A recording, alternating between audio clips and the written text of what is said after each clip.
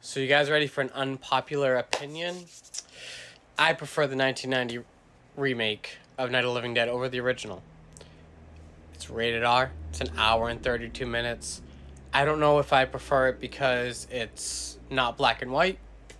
I don't know why I prefer it, honestly. Maybe because of the cast. I mean, I know more of the cast than I did in the original, obviously. I mean, the original came out. God, I can't even tell you when it came out. I guess came out old enough that my mom ended up having a nightmare about it. And if you knew my mom, it took a lot to scare her. So maybe I should go back and watch the original. But George A. Romero did approve doing this remake, and I think it was because Tom Savini ended up directing it. Now, Tom Savini, if you don't know who he is, you should probably research him because the movies that he's been in and the talent that he's been able to portray in the movies is exceptional. And I don't think we'll ever get somebody like him in the Hollywood industry in a long time. Now, so if I remember correctly, this film goes scene by scene just with the original. We get introduced to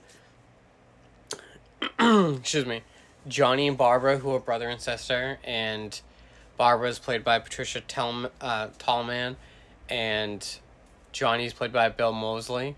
I've never seen Patricia in anything else, but Bill Moseley has been known for Texas Chainsaw Massacre 2, House of a Thousand Corpses, The Devil's Rejects as Otis. So his face was definitely, it really shot out to me. But yeah, so they're going to visit their mom, who had been dead for 2 months at that point, and, well, here's a zombie. And they're fighting like any of the siblings, but the minute that Barbara has the chance of being eaten, Johnny tries to save her, and then Johnny's head smashes off of a headstone, and you see the worst special effects. You can tell it's a dummy. It's not him. You could tell nowadays. You couldn't tell nowadays. But excuse me. From then, Barbara tries to fight for her life, and she ends up going down to a farmhouse, and she ends up meeting Ben, who's played by Tony Todd. And it kind of just turns into the Ben and Barbara show at that point.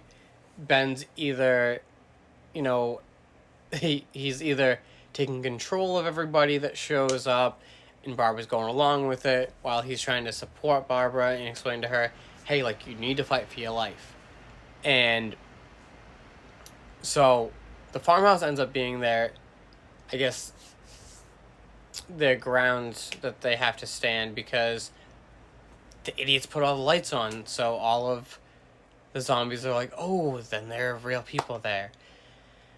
It's a very fun movie to watch. There are plenty of good kills. One of the biggest things I like about this film is it's very realistic.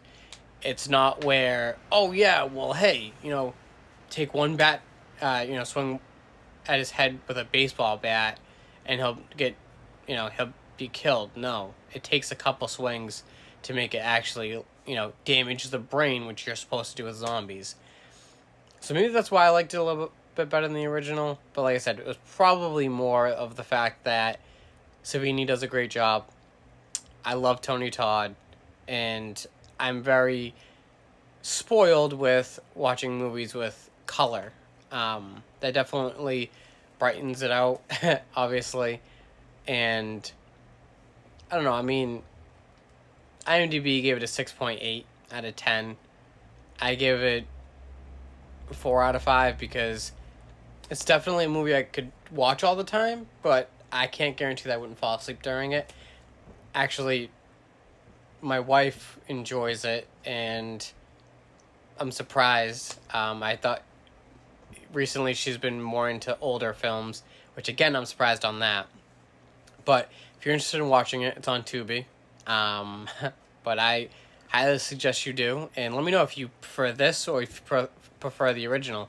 Because one of the great blessings of this is, like I said before, George A. Romero signed off on it. And there isn't many people, many directors that will sign off on their work for other people to do an adaptation of what they see that it should have been. So give it a watch. Let me know.